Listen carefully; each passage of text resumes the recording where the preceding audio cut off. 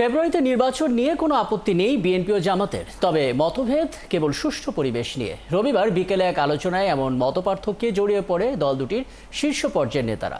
সংখ্যানুপাতিক নির্বাচন প্রশ্নে আবারও তীব্র আপত্তি জানায় বিএনপি। অনুষ্ঠানে জাতীয় নিরাপত্তা প্রশ্নে সব দলকে ঐক্যবদ্ধ হওয়ার তাগিদ দেন আলোচকরা। বাকিটা জানাচ্ছেন সুমন তানভীর।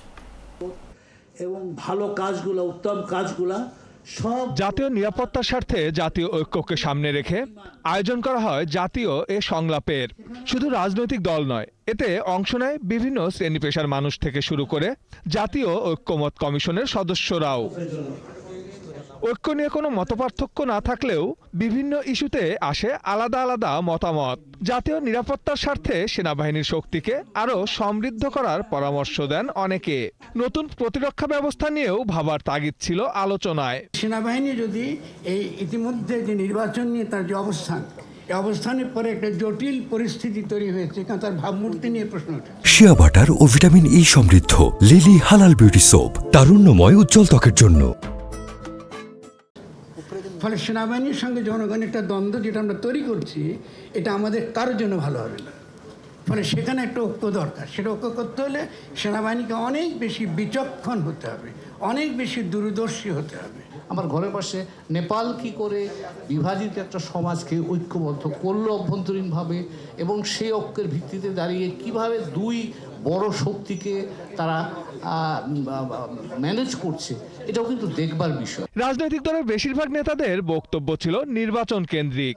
ছোট দলগুলোর মন সংস্কারের দিকে থাকলেও বিএনপির মতো বড় দলের নেতারা ঐক্যের প্রশ্নে নির্বাচনের গুরুত্বের কথা তুলে ধরেন। আপনারা যদি শুধু ভাবেন যে একটা নির্বাচন, একটা ইলেক্টেড গভর্নমেন্ট আসলে অনেক কিছু সহজ হয়ে যাবে, আমার মনে হয় যে সেটা সহজ হবে না। পরিষ্কারভাবেই এই ফ্যাসিবাদী কাঠামোর পরিবর্তন, ভবিষ্যতে কেউ যেন স্বৈরাচার হয়ে উঠতে না পারে, আমরা এরকম একটা পরিবর্তন চাই। প্রথমে একটি গণতান্ত্রিক দেশ করতে হবে, জনগণের মালিকানা নিশ্চিত করতে হবে, এবং গণতন্ত্রের দেশ হলে জনগণ যখন তার ম্যান্ডেট দেবে, সেইটাকে নিয়ে আপনি দেশের নিরাপত্তার বিষয়টা সংসদে আলোচনা করতে পারবেন। জনগণকে আপনাকে ক্ষমতায়িত করতে হবে, জনগণের সার্বভৌমত্বকে নিশ্চিত করতে হবে। যদি আমরা সেটা করতে পারি, তাহলে আমাদের জাতীয় নিরাপত্তাও নিশ্চিত হবে, আমাদের অন্যান্য বিষয়গুলো অত্যন্ত সহজ হয়ে আসবে। আমরা গণতন্ত্রই চর্চা করতে পারিনি ঠিক মতো। আমরা গণতন্ত্রকে চর্চা করতে গিয়ে প্রতি পদে পদে বাধা পেয়েছি। সেই জায়গায় আজকে আমাদেরকে একমত হতে হবে। তবে নির্বাচন প্রশ্নে জামাত ইসলামী তুলে ধরে রাষ্ট্র ব্যবস্থা সংস্কারের কথা। জাতীয় ঐক্যমত কমিশনের সদস্য ডক্টর বদিউল আলম মজুমদার দলগুলোর মধ্যে মতভেদ দূর করার তাগিদ দেন। আমরা বলেছি যে ডিসেম্বর থেকে এপ্রিল, এর মাঝে ফেব্রুয়ারি এখানে কন্টেইনড, সুতরাং এখানে আমাদের কোনো আপত্তি নেই।